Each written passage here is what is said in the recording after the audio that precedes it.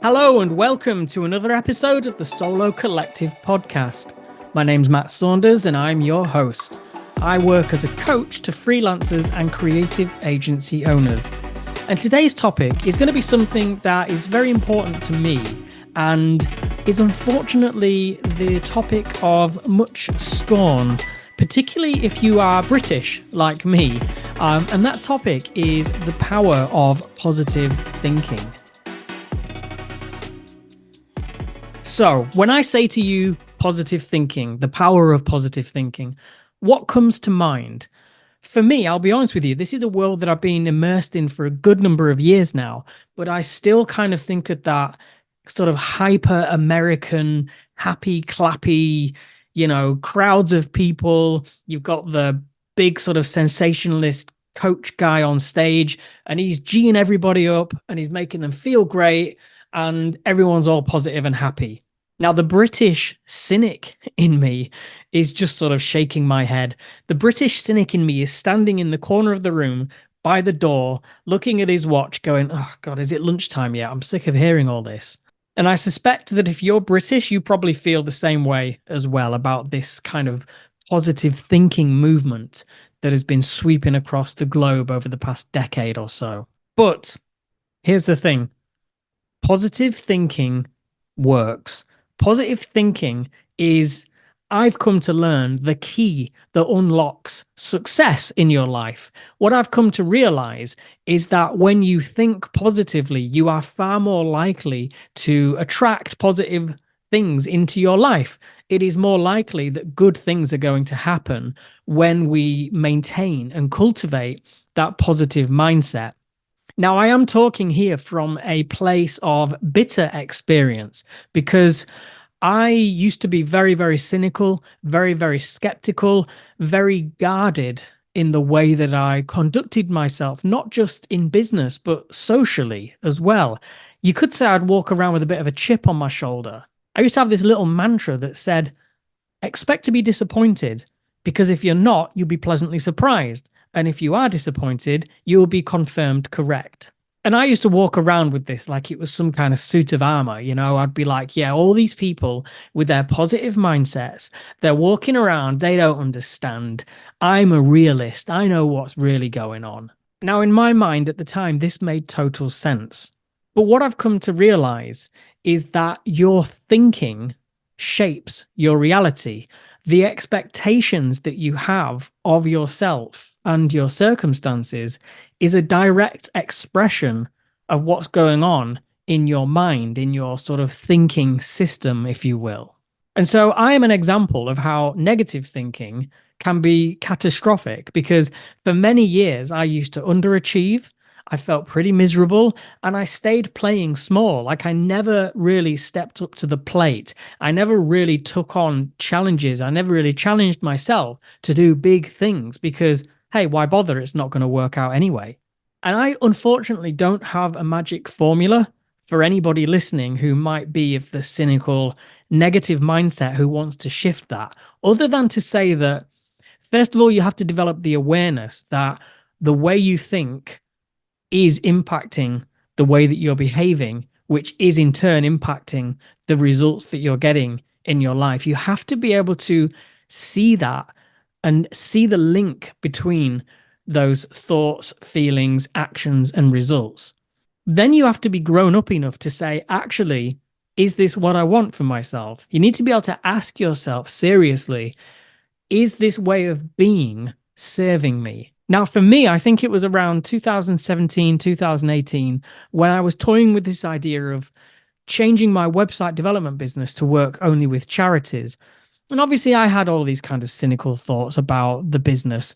Oddly, I never thought cynically about charity or about social justice or any of the sort of causes that I wanted to involve myself in. Oddly, I was quite positive about that. And I was quite positive that I could make an impact there. And that one little thread that I successfully pulled on seemed to drag me out of this mindset of negativity and more towards positivity and optimism. It brought me to being in the company of small charity directors, people who worked at charities and who were, surprisingly optimistic. A lot of these people were dealing with difficult situations, cuts to their funding, always having to find new sources of income, enrolling volunteers into their organizations, and of course, looking after their service users as well. So they had every reason to be quite negative, actually, but they weren't. And I think that this really impacted my mindset and made me think, maybe looking at the world through a sort of jaded, cynical lens isn't particularly healthy. It's not particularly helpful or productive. So, in one way, I credit that business as the thing that kind of shifted my way of thinking. And what's beautiful about this is that when I started to think differently, I also started to kind of approach my work differently. So the energy on client calls would be different.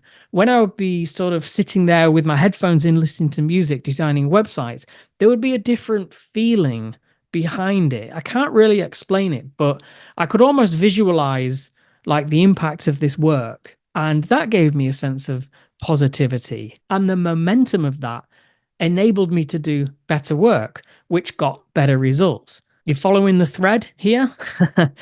And then, of course, I went through training to become a coach, and coaching is all about possibility. Coaching really, like the mindset of a coach, is one of pure optimism.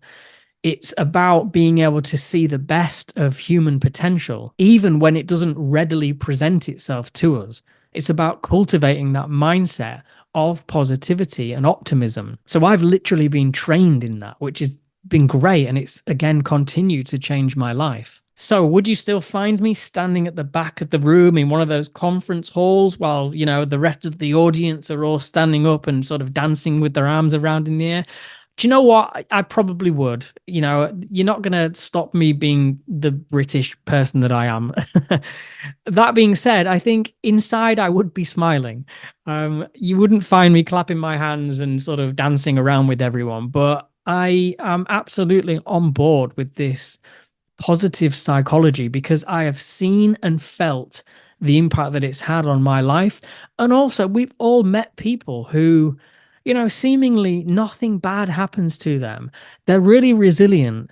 They're making things happen. And when they get knocked down, they get up again. There is a whole raft of great things that come along with positive thinking. So, and this is especially for the British listeners, are you sold yet? Are you sold on the idea that your thinking shapes your reality? And if your thinking is positive, your reality will be positive. If so, I have a little challenge that you might want to engage in if you are ready and willing to move from a cynical mindset to a positive mindset. Okay. So the first thing you want to do is sit down and have a think about something that you really, really want in your life. It could be something material, it could be something to do with your business, it could be a relationship, whatever it is. It has to be something super aspirational that ordinarily your brain will tell you is impossible to achieve. It's completely out of reach for you. It's the kind of thing that your friends and family might refer to as a pipe dream.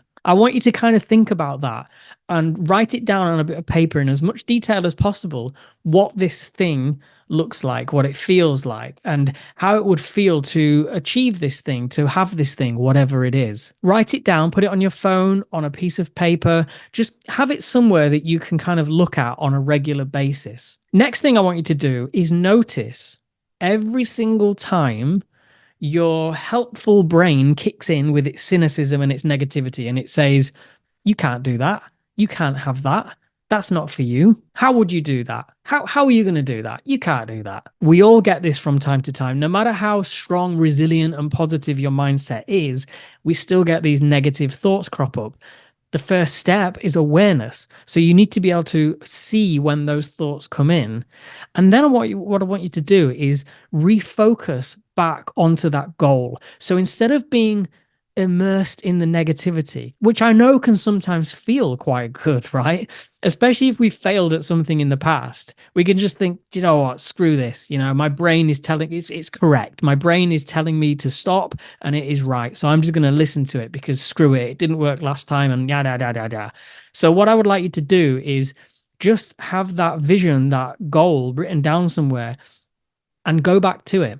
Whenever you notice the negativity creeping in, just go and have a look at that goal again. Read it back to yourself. Get back into the emotional feeling of what it would be like to have it or do it or whatever the goal is. And when you do that, every single time you do that, you are sending a little signal to yourself that you are a positive, optimistic person because you are actually denying the way that your brain currently operates. You're actually denying those neural networks of cynicism and negativity that have been so embedded probably since childhood. You're actually rewriting the mental map and building more positive networks. This is an incredibly powerful thing. If you know anything about psychology or neuroplasticity, you will know that your subconscious mind will essentially believe whatever you tell it. So go through this process again and again and again. People might call you a dreamer, they might call you idealistic,